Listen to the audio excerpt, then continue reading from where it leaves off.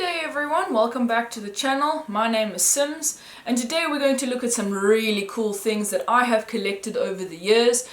Today we're going to look at some really cool snake fangs from venomous snakes, and we're going to look at a rattlesnake tail, including some beautiful snake skin that some snakes have shed. So we're going to have a quick look at those. So we're first going to talk about a beautiful snake that comes from America, which is the rattlesnake. Now the rattlesnake, it's got its beautiful name for the fact that it has a rattle at the end of its tail. It uses that to ward off potential prey. Now the rattle itself is actually made of interlocking segments of creatine, the exact same material that our nails are made of. Now the tail itself doesn't actually stop growing. So every time the snake sheds, it keeps adding more and more to the actual rattle itself. Now the rattle will eventually get so long that it'll actually fall off, it'll break off from the tail area. It doesn't hurt the snake at all, there's no nerves attached to it, it's literally just a piece of nail that's gonna come off. The segments are loose within one another, which gives it the ability to make the sound when the snake vibrates its tail, that it can make the loud rattling sound that it actually makes.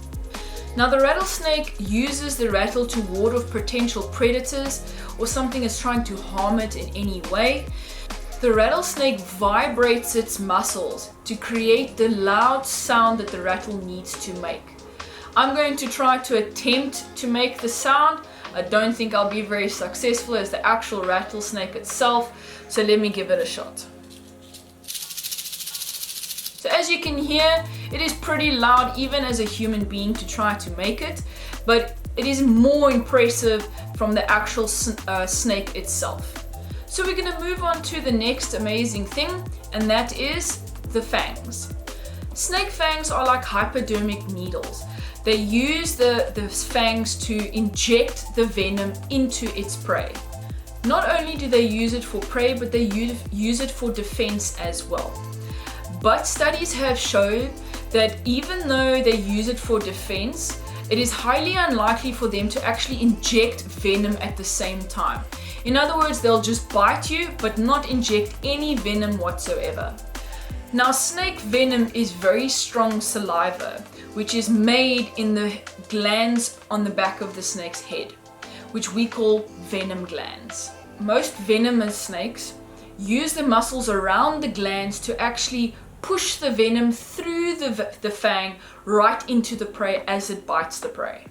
There are those few snakes that actually have to chew on their prey to inject any venom. That is actually to pump the glands just a little bit to get the venom to go through the fang into the prey. Now, like crocodiles, snakes have an unlimited supply of teeth and fangs. They keep producing the fangs and the teeth all the time. As they lose one, the next one is ready for it. Unlike us, we lose a teeth, we have a gap, which is unfortunate. So we're first going to have a look at the gaboon viper fangs.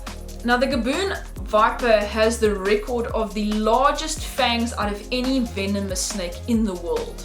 Their fangs reach up to 2 inches, which is 5 centimeters in length, which is incredible.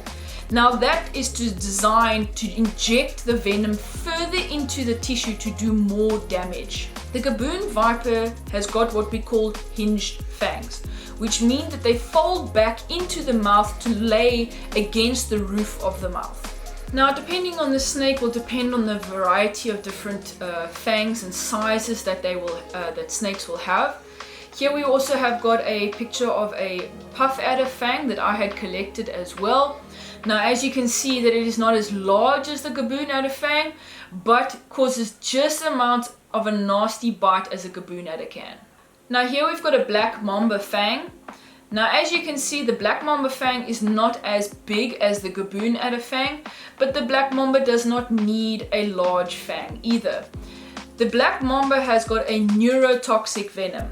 So your neurotoxic venom is your nerve attacking. It kills the nerves and it slowly will lead to respiratory failure. Okay, which basically means that your lungs or your heart will stop working.